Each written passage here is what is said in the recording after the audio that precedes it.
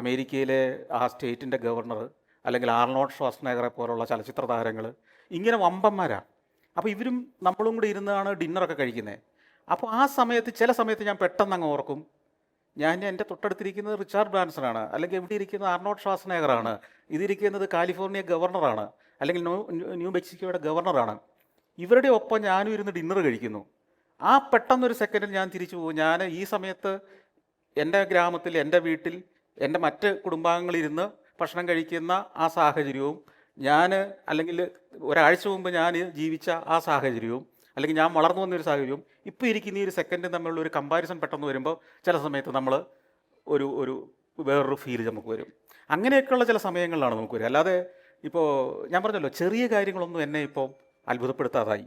അതാണ് സത്യം. സത്യം. ചെറിയ കാര്യങ്ങളൊന്നും, ഈ ഭൂമിയിലെ ചെറിയ അത്ഭുതങ്ങളൊന്നും ഇപ്പോൾ നമ്മളെ എക്സൈറ്റ് ചെയ്യുന്നില്ല. അത് ഞാൻ പറഞ്ഞല്ലോ, 23-24 വയസ്സിൽ ഞാൻ തുടങ്ങിയ ലോകയാത്ര. അത് ഗ്രാജുവലി നമ്മുടെ ഗോളുകളെല്ലാം വലുതാക്കി.